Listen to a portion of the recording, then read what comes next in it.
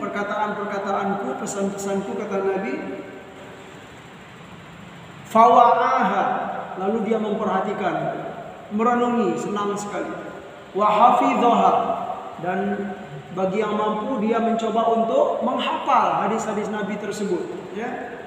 Wa ballaghaha kama sami', lalu dia berusaha untuk menyampaikan, ya, sebagaimana seperti yang ia dengar. Ini bagi yang mampu, tapi setidaknya kita berada di langkah yang pertama ini cukup. Ketika kita mendengarkan hadis-hadis Nabi SAW, fawa'aha, memperhatikan, atau bahasa lainnya tersentuh hati ini. Oh begitu ya kata Nabi. Oh, gitulah. Iya, syukur. Sekalipun belum menghafal, ya, atau lagi untuk menyampaikan, mungkin ini bagi orang-orang yang mampu. Tetapi setidaknya kita ada poin yang pertama itu. Orang yang begini, kata Nabi SAW, naddarallahu lahu, ya, Allah akan berikan nadrotan, ya, kalau dalam surat Al-Mutaffifin itu nadrotan na'im, ya. Nadroh itu keceriaan, gambaran dari keceriaan penduduk surga. Hamba-hamba yang sudah masuk surga itu, di dalam surga itu cemberut atau ceria, Pak? Tidak ada yang cemberut-cemberut, ya Pak, ya. Sekalipun apa semua, pokoknya kalau sudah masuk surga itu wajah itu ceria dan gembira. Nah, begitulah gambarannya, nadratan na'im, ya. Keceriaan itu timbul karena apa? Karena na'im. Ya, nikmat itu sudah terlalu banyak gitu. Jadi nggak ada sedih lagi, nggak ada tangisan lagi, nggak ada beban lagi dalam hidup. Nah, itu gambarannya. Nah, di dunia, kata Nabi SAW, keceriaan itu bisa kita dapatkan. Di antaranya apa? Senang mendengarkan hadis-hadis Rasulullah SAW. Baik Bapak Ibu yang dimuliakan oleh Allah Subhanahu Wa Taala. Di pertemuan yang lalu kita sudah sampai, ya, tentang, ya, hadis-hadis tentang fadilah qiyamul lail. Ya. Yang terakhir kita sudah sampai ke hadis 199. Masya Allah, kita sudah akan masuk hadis ke 200. Hari ini hadis 200. Pertemuan yang lalu hadis ke 199, yaitu bunyinya, wa an Abdullah radhiyallahu anhu qala Rasulullah sallallahu alaihi wasallam fadlu salatil lail ala salatin nahar ka fadli shadaqatis sir ala shadaqatil alaniyah. Keutamaan salat di malam hari itu atau qiyamul lail itu, ya, bandingannya apa? Keutamaan salat di malam hari daripada salat di siang hari itu sama seperti apa? Sedekah secara diam-diam dan sedekah dengan terang-terang. Nah, itu perbandingan keutamaannya. Memang dianjurkan, ya. Sholat di malam hari itu banyak orang yang nggak tahu, ya, atau orang banyak yang tidur, orang banyak yang lalai. Kita bergiat di tengah malam tersebut. Sungguh mulia sekali, ya.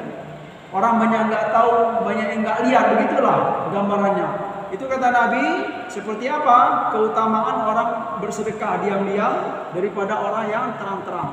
Yang jelas sedekah mau terang-terang atau diam-diam semuanya bagus, tetapi memang lebih afdol itu tersembunyi, ya. Itu hadis yang terakhir Bapak Ibu dimuliakan oleh Allah Subhanahu Wa Taala. Hadis hari ini yaitu hadis ke-200.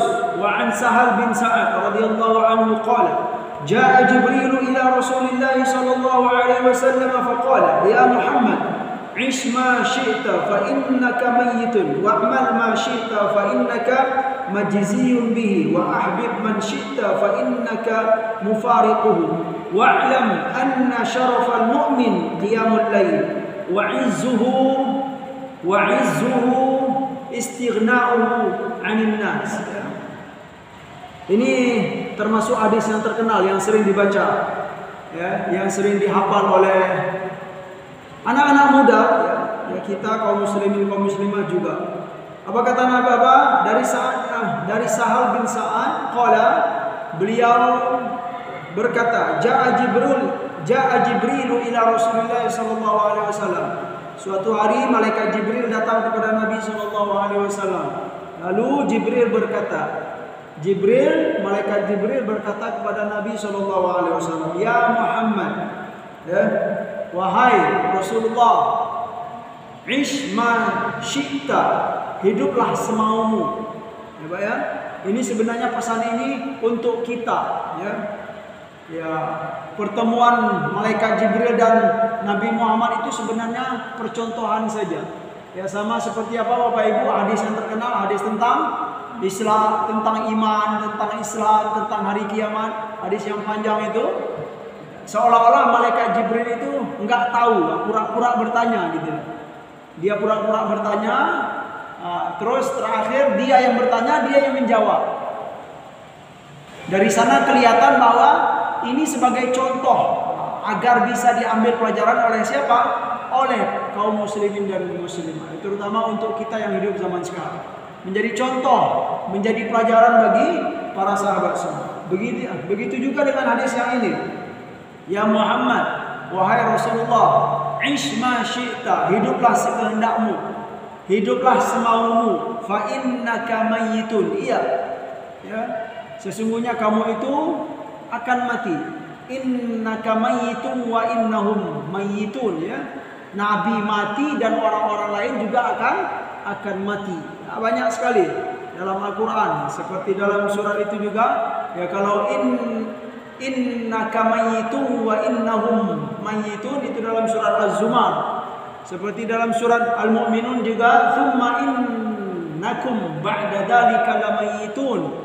Tsumma innakum yaumal qiyamati tub'atsun, kata Allah. Ya, kalian itu semua akan mati semua gitu kan. Ya, dalam firman lain seperti dalam surat Al-Anbiya, wa ma ja'alna li basharin min qablikal khuld. Ya. Wa ma ja'alna li basharin min qablikal khuld afa in mitta afahumul khalidun. Kami tidak pernah ya menjadikan orang-orang manusia-manusia sebelum kamu dahulu al-khuld, kekal. Ya.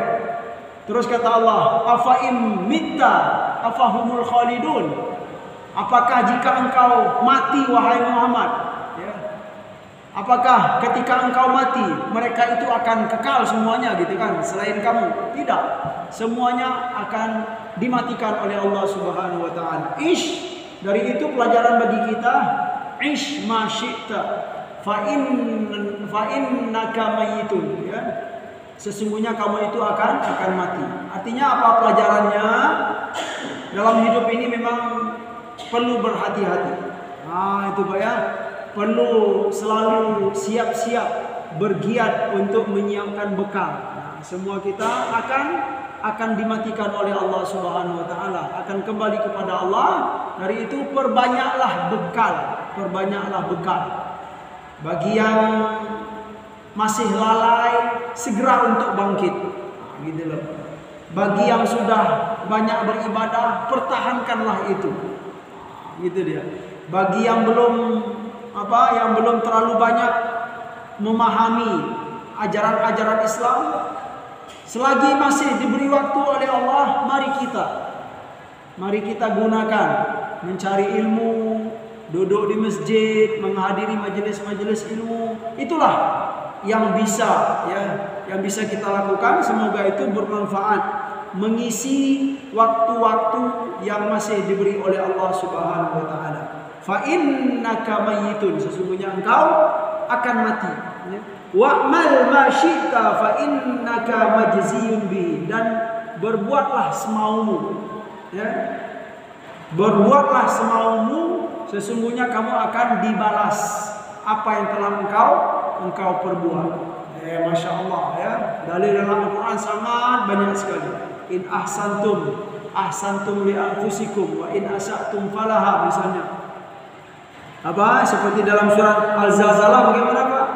Wa may ya'mal mithqala dzarratin khairan yara. Wa may ya'mal mithqala dzarratin khairan yara wa may ya'mal mithqala dzarratin syarran yara.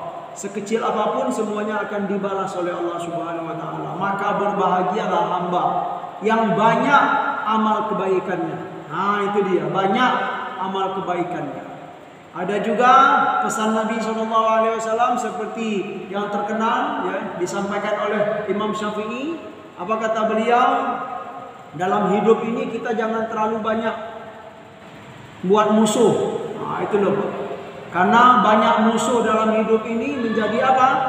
Bekal terburuk menuju alam akhirat. Jadi bi'sazadu, ya, bunyinya bi'sazadu ilal ma'ad al-udwanu 'alal ibad. Sejelek-jelek bekal menuju hari akhirat itu adalah al-udwanu 'alal ibad. Permusuhan apa? Antar sesama. Jadi kalau kita banyak bermusuh itu, Pak, jadi beban ke akhirat gitu. Nah, jadi pesannya apa? Selama hidup ini perbanyak cari apa? Cari teman gitu. Jangan banyak-banyak musuh. Ya, apalagi bermusuhan dengan kaum mukminin, dengan saudara sesama Islam bermusuhan. Wah, ya kan? Sama apa? Bermusuhan dengan apa? Antar majelis taklim. Wah, ya kan? Ini ustadznya ini, kemudian ini ustadznya ini, ya. Para jamaah itu bermusuhan karena dua ustadz ini. Ini kan apa? Keliru gitu, ya kan? Nah, mungkin kita akan melihat realita begitu. Semestinya jangan begitu, gitu kan? Semakin rajin kita mencari ilmu, semakin rajin kita menghadiri majelis taklim, setidaknya semakin kurang permusuhan dalam hati ini, ya Pak ya. Semakin kurang kebencian kepada saudara-saudara muslim, ya. Jangan hanya perkara-perkara, wah ini pendapatnya begini, ya. Ini yang bilang boleh, ini yang enggak boleh, gitu kan. Ini bid'ah, ini tidak bid'ah. Jadi bermusuhan, ya. Padahal masalah itu adalah masalah yang ringan. Masalah yang berat itu apa? Persaudaraan. Itu yang berat, yang semestinya harus kita jaga, ya kan? Menjaga persaudaraan itu wajib. Ya, sedangkan apa beda-beda pendapat itu tidak wajib. Ya, karena kebanyakan khilafiyah itu apa? Perkara-perkara yang semestinya tidak perlu diperbesar-besarkan. Itu dia. Masalah ya pakaian lah gitu Pak ya. Masalah jenggot lah jadi bermusuhan. Ya. Masalah sholat kunut, ya setelah sholat kunut nggak mau negur lagi gitu kan. Apa setelah sholat subuh nggak mau negur lagi. Nah, ini ya sangat berkaitan sekali dengan pesan Nabi Shallallahu Alaihi Wasallam. Bi'sazadu ilal ma'ad apa? Ya, bi'sazadu ilal ma'ad al-udwanu 'alal ibad. Ya. Sejelek-jelek bekal untuk menuju hari akhirat itu adalah bermusuhan dengan al-ibad, ya, dengan hamba-hamba Allah Subhanahu wa taala. Apalagi orang yang kita benci itu orang yang soleh.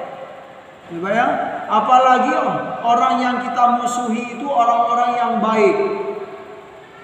Yang mana kita memusuhi mereka itu karena perkara-perkara yang sepele gitu. Tidak layak, sungguh tidak layak. Dari itu ya semoga dengan apa lewat majelis-majelis ilmu ini gitu kan, umat ini ya bisa tercerahkan. Niat saya itu saja Bapak Ibu dimuliakan oleh Allah Subhanahu wa taala. Ya, kalaupun ya ada hal-hal yang perlu dijelaskan ya kita jelaskan. Semoga ya kita ke depan harus hati-hati. Mana yang prioritas, mana yang tidak prioritas. Itu. Terus kata malaikat Jibril, wa ahbib man syi'ta fa innaka mufariqu. Dan cintailah, sayangilah ya seseorang yang engkau sayangi itu semaumu. Cintailah siapa saja, tetapi ingat kamu akan berpisah dengannya. Masya Allah. Ya Pak ya, siapa yang paling kita cintai dalam hidup ini misalnya? Ayah, ibu, iya. Tetapi ingat, sunatullah pasti berlaku. Kita akan berpisah di dunia ini, iya. Boleh jadi beliau yang dulu, kita yang dulu. Ya subhanallah, begitulah sunatullah. Ya. Dari itu, ya kalau pesan di sini adalah berlaku sederhana. Berlaku sederhana atau ya harus mempersiapkan mental. Nah, gitulah pesannya. Persiapkan mental kita. Suatu saat kita akan menemukan hal itu, ya kan? Kita akan berpisah dengan orang-orang yang kita cintai dalam hidup ini. Bagaimana cara untuk menguatkan mental dalam hal ini? Ya tentu kita harus mempelajari tentang ilmu-ilmu yang telah diajarkan dalam Al-Quran, dalam hadis Nabi, ya, tentang keimanan dengan hal-hal yang gaib, tentang rukun-rukun iman, ya, bahwa di dunia ini tidak ada yang kekal, ya, dan kita di akhirat nanti insya Allah akan dipertemukan oleh Allah Subhanahu Wa Taala. Nah, dengan begitu mental ini kuat, ya Pak ya. Saat kita bertemu dengan hal-hal yang begitu, kita langsung teringat dengan sunnatullah tersebut, ketetapan Allah Subhanahu Wa Taala. Makanya orang yang punya bekal ilmu agama yang baik, ketika dihadapkan oleh Allah, diberi cobaan oleh Allah Subhanahu Wa Taala, sungguh dia nggak mau, ya Pak ya, untuk berontak gitu, nggak layak, nah, gitu katanya, berontak. Bahkan ada apa? Di selain rasa sedih, tapi di balik itu ada kegembiraan, kegembiraan gitu. Kegembiraannya dari sisi apa? Dia meyakini saat ia diuji oleh Allah itu, setidaknya dia meyakini, ya Allah, Engkau sedang memperhatikanku, nah, gitu loh. Engkau sedang mengujiku, ya Allah. Beri hamba kekuatan, nah gitu dia. Senang kalau kita punya bekal ilmu agama yang baik. Ya, dari mana? Dari Al-Quran, dari hadis Rasulullah SAW. Ya, wa ahbib man syi'ta fa innaka mufariquhu. Itu. Selanjutnya wa'lam, dan ketahuilah anna syarafal mu'min qiyamul lail, dan ketahuilah bahwa kemuliaan orang mukmin itu adalah qiyamul lail. Masya Allah. Ini qiyamul lail ini memang apa? Berbahagialah hamba ya, yang ya jika diberi oleh Allah Subhanahu Wa Taala taufik atau kekuatan untuk selalu menjaga, ya, bagaimana Rasulullah Sallallahu Alaihi Wasallam dan para sahabat menjaga qiyamul lail tersebut, ya kita pun insya Allah dengan izin Allah, dengan tekad yang kuat bisa untuk sering ya menjaga qiyamul lail ini, karena qiyamul lail itu adalah syaraful mukmin. Ya, kemuliaan orang mukmin. Orang yang bisa qiyamul lail berarti dia mendapatkan sebuah kemuliaan yang barangkali belum tentu dimiliki oleh hamba-hamba yang lain. Maka berbahagialah orang yang rajin qiyamul lail. Syaraful mukmin wa izzuhu, dan kemuliaannya, ya. Kemuliaannya apa? Izzahnya seorang hamba itu adalah istighna'uhu 'anil nas. Istighna 'anil nas itu adalah ia merasa cukup dengan apa yang dimiliki. Dengan rasa cukup itu dia tidak mau meminta-minta kepada orang. Itu istighna. Hamba yang punya sikap ini itu bagus. Artinya apa? Ya dia merasa tidak perlu gitu loh untuk mendapatkan sesuatu yang dimiliki oleh orang yang ia tidak miliki. Dia nggak merasa perlu untuk minta-minta, ya, minta-minta sesuatu yang tidak ia miliki tetapi dimiliki oleh orang. Nah, jika ada rasa itu berarti kita sudah mendapatkan kemuliaan. Ada izzah dalam diri ini. Ada izzah. Izzah itu kemuliaan. Ada wibawa.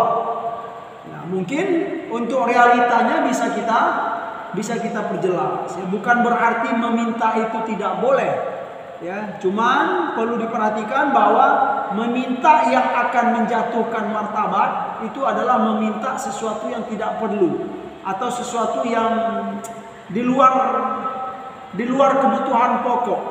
Nah, gitu loh, Pak ya. Di luar kebutuhan pokok terus kita meminta-minta. Lain lagi ya, kalau kita memang dalam keadaan kurang, ya, sedang butuh apalah gitu, butuh bantuan, butuh dana, butuh apalah. Nah, terus ada teman yang sedang punya kelebihan, ya kan? Ya daripada kita mencuri, ya Pak ya. Ya tentu kita dianjurkan. Ini dianjurkan loh dalam syariat ya. Daripada kita mencuri, merampok ya, sebaiknya kita bercerita, menyampaikan kepada ya teman atau keluarga atau tetangga. Tidak ada salahnya untuk apa? Bercerita, ya kan?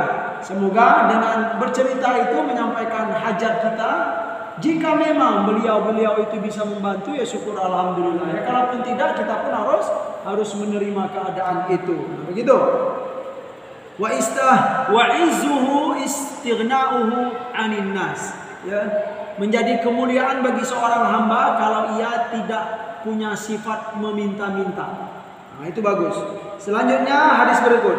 Wa an Awar bin Abasah radhiyallahu anhu annahu sami'a an-nabiy sallallahu alaihi wasallam yaqul, dari Amr bin Abasah radhiyallahu anhu bahwa beliau pernah mendengar Nabi sallallahu alaihi wasallam berkata. Nabi bersabda, apa kata Nabi? Aqrabu ma yakunu ar-rabbu minal 'abdi fi jawfil lailil akhir. Fa in istata'ta an takuna mimman yadhkurullah fakun. Sedekat-dekatnya Allah dengan hambanya, kata Nabi. Sedekat-dekatnya Allah dengan hamba, yaitu fi jawfil lailil akhir, yaitu di tengah malam yang akhir. Nah, itu apa? Suasana atau momen Allah itu sangat dekat sekali dengan hamba. Ya, bagaimana gambarannya? Ya, di waktu-waktu sebelum subuh. Boleh jadi mulai jam 3 sampai subuh, atau jam 2 sampai subuh, atau dari jam 4 sampai subuh. Pokoknya di akhir-akhir malam. Itu momen atau saat, ya, Allah sangat dekat dengan hamba. Terus lanjut kata Nabi, jika kamu mampu pada waktu itu menjadi orang yang berzikir kepada Allah, mengingat Allah Subhanahu wa taala, fakun, maka jadilah kamu. Nah, dalam hadis ini dikatakan berzikir. Jika kamu mampu bisa menjadi hamba-hamba yang berzikir di waktu itu, maka berusahalah. Nah, zikir ini mungkin bisa diperjelas. Zikir di sini ya yang paling afdol itu adalah zikir di tengah malam, itu adalah qiyamul lail. Nah, itu zikir yang paling afdol. Jadi Bapak jamaah sekalian, yang paling afdol ibadah di tengah malam itu adalah sholat. Yang mana di dalam sholat itu kita baca Al-Quran. Nah, itu loh. Memperbanyak baca Al-Quran dalam sholat malam, itulah ibadah yang paling afdol, atau zikir yang paling afdol. Bagi yang belum mampu, misalnya bagi yang belum hafal, bagi yang tidak banyak hafal Al-Quran, nah bagaimana? Atau bagi yang tidak mampu untuk sholat berdiri lama-lama, udah baca Al-Quran saja, duduk. Nah, gitu loh Pak ya, duduk. Itu termasuk zikir di tengah malam. Nah, setelah itu barulah bagi yang misalnya kita sudah capek baca Al-Quran sebelum duduk, baru zikir-zikir yang lain. Nah, Pak ya, tasbih, tahmid, tahlil, berdoa kepada Allah di tengah malam, itu semua termasuk zikir kepada Allah Subhanahu wa taala. Nah, apalagi untuk di akhir subuh, ketika waktu subuh sudah mulai mendekat, di antara zikir yang paling dianjurkan yaitu apa? Beristighfar kepada Allah Subhanahu wa taala, Pak ya. Kalau sudah mulai dekat waktu subuh, perbanyak istighfar, ya. Ya, karena beristighfar di waktu sahur itu sangat dianjurkan. Astaghfirullah, astaghfirullah, atau kalimat-kalimat yang lain, astaghfirullahalazim, ya, wa atubu ilaihi, astaghfirullahalazim wa atubu ilaihi, atau kalimat apa? Sayyidul istighfar, seperti yang diajarkan oleh Nabi sallallahu alaihi wasallam.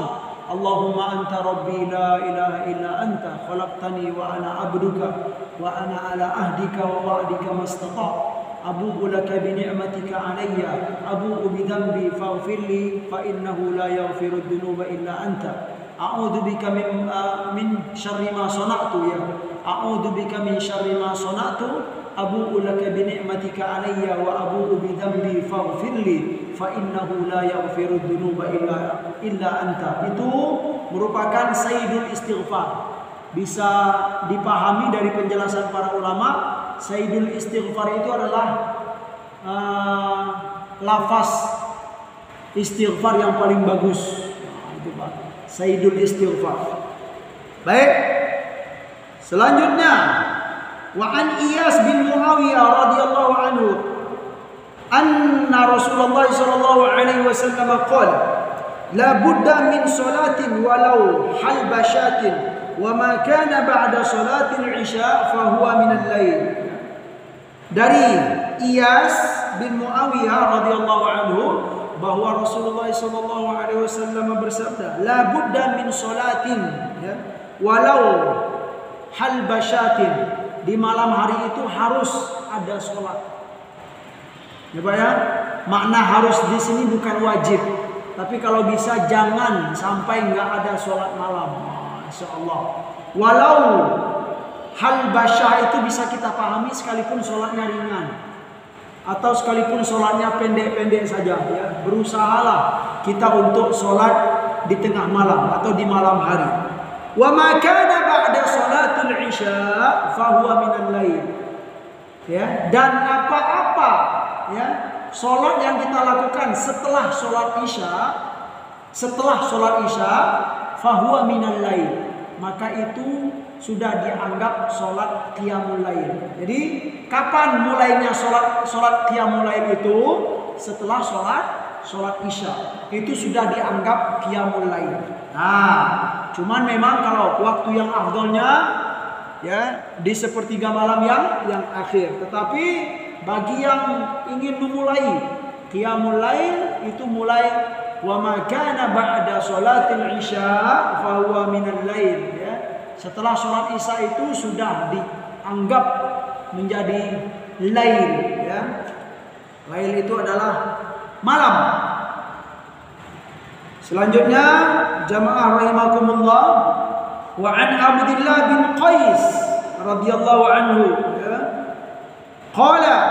qalat Aisyah, dari Abdullah bin Qais, beliau berkata, Sayyidah Aisyah Ummul Mukminin Aisyah radhiyallahu anha berkata, ya, la tada' qiyamal lail, jangan tinggalkan qiyamul lail.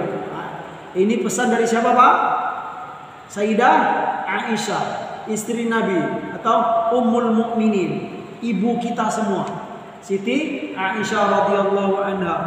Jangan tinggalkan qiyamul lail, kata beliau. Kenapa? Fa inna Rasulullah sallallahu alaihi wasallam kana la yad'u. Nabi itu tidak pernah meninggalkan qiyamul lail. Masya Allah. Kita kalau mendengar kata-kata tidak pernah ini memang kena semua. Kena. Ustadz yang ngomong juga kena gitu kan. Karena ustadz ini termasuk hamba yang lalai. Iya, kita harus jujur. Ya. Kalau dengan kata-kata tidak pernah itu saya angkat tangan, gitu, ya. Saya angkat tangan. Tapi Nabi Shallallahu Alaihi Wasallam kana la yada'uhu. Nabi itu tidak pernah, bisa dikatakan ya, tidak pernah meninggalkan qiyamul lail. Selanjutnya Pak, wa kana idza marida au kasir shalla qa'idan. Nabi itu, kata Siti Aisyah, kalau beliau sedang sakit atau sedang capeknya minta ampun, kana shalla qa'idan. Beliau itu sholat duduk, sholat qiyamul lail. Begitu ya Rasulullah sallallahu alaihi wasallam.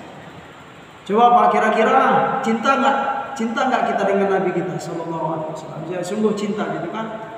Nabi itu tidak pernah meninggalkan qiyamul lail. Kalau beliau sedang sakit atau sedang capek, beliau sholat qiyamul lail itu dalam keadaan duduk. Ya, kalau kita rujuk kepada hukum, bagaimana hukum qiyamul lail atau tahajud itu? Ya, dalam hukum Islam bagi Nabi SAW hukumnya memang wajib bagi Nabi, bagi selain Nabi hukumnya sunnah. Jadi ya, kalau Nabi itu sangat wajar gitu Pak ya, wajarlah Nabi SAW untuk beliau pribadi. Tapi kalau untuk kaum muslimin ya sunnah hukumnya, itu sudah menjadi kesepakatan. Terus dikit lagi, masya Allah. Wa an Abdullah bin Mas'ud radhiyallahu anhu qala Rasulullah sallallahu alaihi wasallam la hasada illa fi ithnatain. Tidak ada hasad kecuali pada dua perkara. La hasada illa fi ithnatain. Tidak ada hasad, enggak boleh hasad kecuali pada dua perkara. Yang pertama, rajulun atahu Allahul Qur'ana fahuwa yaqumu bihi ana al-laili wa ana an-nahar. Yang pertama, kita enggak boleh hasad. Ya, kecuali pada seorang hamba yang diberi oleh Allah Al-Qur'an. Artinya dia hafal Al-Qur'an, kemudian dia bawa, ya, dia praktekkan, dia baca Al-Quran yang ia hafal itu ana al-laili wa ana an-nahar, ke dalam sholat, ya, di malam hari dan di siang hari, ya. Yaqumu biya. Kenapa kita bisa pahami, ya, baca Al-Quran itu dibawa ke sholat dari kalimat yaqumu bihi itu, Pak. Jadi baca Al-Quran yang paling afdol itu memang di dalam sholat. Ya, maka berbahagialah gitu kan hamba-hamba yang hafiz, ya, hafal Al-Quran banyak, ya, yang 30 juz, ya, syukur alhamdulillah, nikmat yang agung, ya, bagi yang hafal beberapa juz saja tetapi dibawanya ke sholat gitu. Itu yang paling besar sekali pahalanya. Nah, yang kedua baru tingkatannya apa? Tingkatan baca Al-Quran di luar sholat. Tapi dalam hadis Nabi ini bisa kita pahami seorang hamba yang diberi oleh Allah Al-Quran, hafal Al-Quran, kemudian yaqumu bihi, ya, dibawanya gitu, ya, untuk qiyamul lail, sholat sunnah misalnya, baik itu sholatnya ya terutama di malam hari maupun di siang hari. Artinya apa? Dia itu memang dekat selalu dengan Al-Quran. Orang yang begini yang harus kita iri, Pak. Kita harus hasad kepada dia. Ya, cara hasadnya bagaimana? Jangan dibunuh dia gitu, Pak. Nggak, bukan begitu kan? Jangan dipukul, tetapi ya setidaknya kita bertanya, wah Pak Ustadz, gimana caranya Pak Ustadz? Nah, itu hasad juga, ya.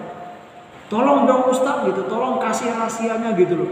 Kenapa kita, ya, bagaimana caranya, triknya kita bisa menghafal Al-Quran banyak dan kita mau untuk membawa hafalan itu ke dalam sholat. Bagaimana caranya? Itulah hasad, ya. Pengen saya begitu. Ada dalam hati ini keinginan untuk begitu. Bayang, itu hasad. Yang kedua, warajulun atahu Allahu malan fahuwa yunfiquhu ana al-laili wa ana an-nahar. Yang kedua, seorang hamba yang diberi harta oleh Allah Subhanahu wa taala, kemudian dia berinfak di siang hari dan di malam hari. Ya, sepanjang hari dia berinfak. Ya, artinya apa? Seorang hamba yang kaya, yang berharta tetapi gemar bersedekah, gemar berbuat kebaikan dengan harta yang diberikan. Ya, rawahu Muslim, bagus sekali. Hadisnya kuat. Jadi hamba yang begini yang perlu kita hasad, ya, kita iri kepada mereka. Kenapa saya enggak? Pengen saya begitu. Nah, begitulah bentuk hasadnya. Berapa menit lagi, Pak? 3 menit lagi, Masya Allah, ya.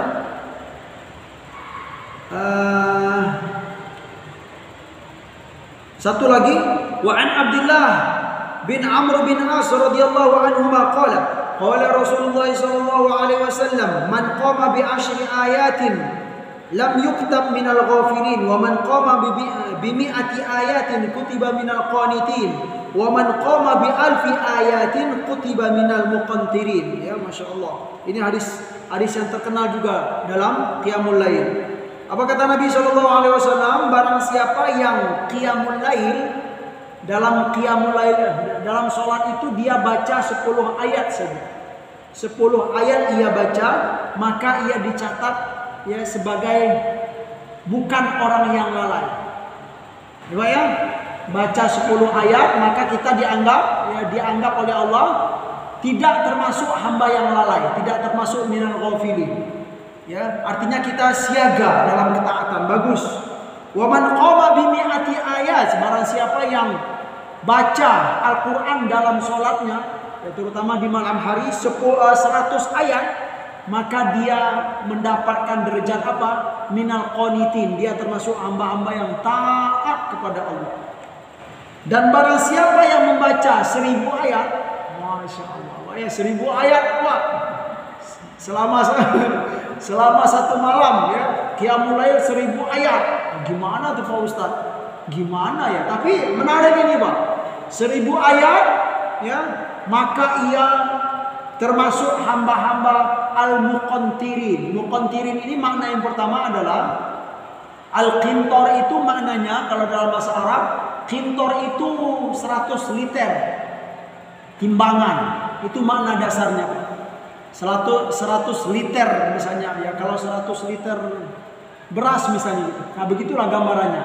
Orang yang qiyamul lail membaca 1000 ayat, maka dia termasuk hamba-hamba yang mendapatkan 100 liter. Apalagi itu? Ya, dalam penjelasannya 100 liter pahala, ya.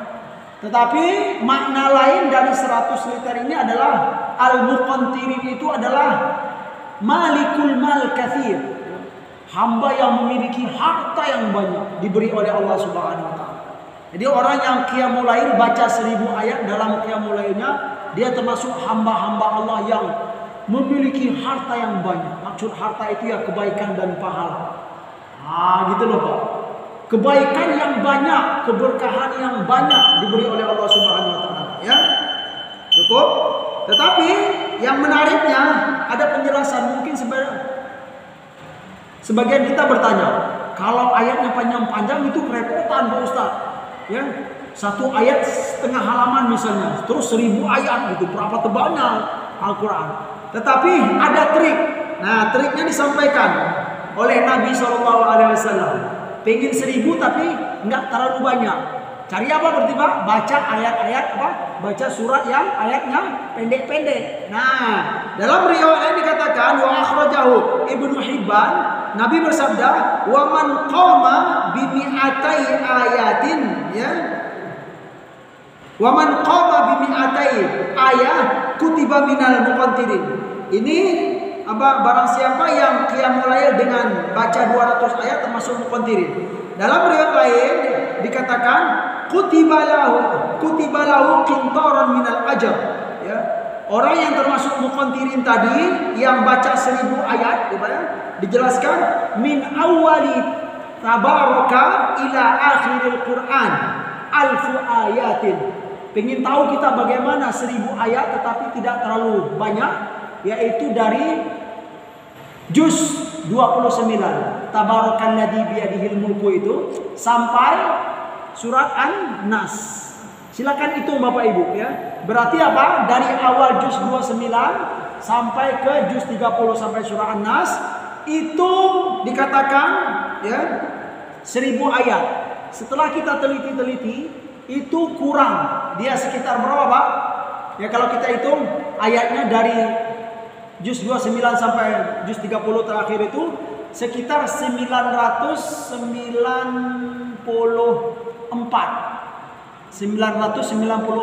ayat. Berarti kurang apa? Kurang 6 ayat lagi. Kata para ulama, kalau mau menyempurnakan 1000 menurut hadis Nabi itu, silakan diulang lagi surat An-Nas. Nah, itu caranya, triknya. Ya, surat An-Nas itu kan cuma 6 ayat. Nah, begitu dia triknya. Dari awal juz 29 sampai juz 30 itu sekitar berapa? 900 atau 994. Kurang 6 ayat. Yang kurang itu silakan diulang lagi surat An-Nas, maka kita sudah tercatat orang yang qiyamul lail sebanyak berapa? 1000 ayat. Ya, tidak lama loh Pak. 2 juz Al-Quran itu kalau kita baca cepat-cepat, ya cepat-cepat lah, sederhana gitu ya. 1 juz itu kalau sederhana 40 menit. Ya, kalau cepat bisa 30. Atau ya, berarti kalau 2 juz itu bisa. Kalau cepat-cepat 2 juz itu ya 50 menit, ya, cepat-cepat. Ya, sedangnya 2 juz itu 60 menit lah. sedang-sedang. Berarti cuman 1 jam kita sudah baca berapa? 1000 ayat. Itu triknya. Tapi kalau pakai surat Al-Baqarah, Pak, wah itu susah sekali, itu banyak sekali. Al-Baqarah itu panjang-panjang gitu kan. 1000-nya berapa itu nanti disambung surat Ali Imran, ya, An-Nisa, Al-Maidah. Jadi sangat lama sekali. Ya, terima kasih, semoga bermanfaat bagi kami yang menyampaikan dan buat kita semua yang mendengarkan. Subhanakallahumma wa bihamdika asyhadu an la ilaha illa anta astaghfiruka wa atubu ilaik. Wa sallallahu ala nabiyyina Muhammadin wa ala alihi washabbihi wasallam. Wa akhiru da'wana alhamdulillahi rabbil alamin. Assalamualaikum.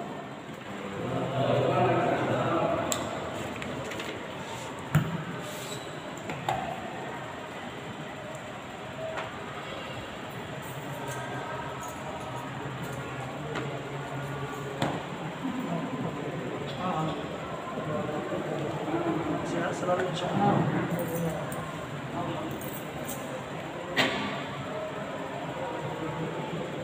Allahu Akbar.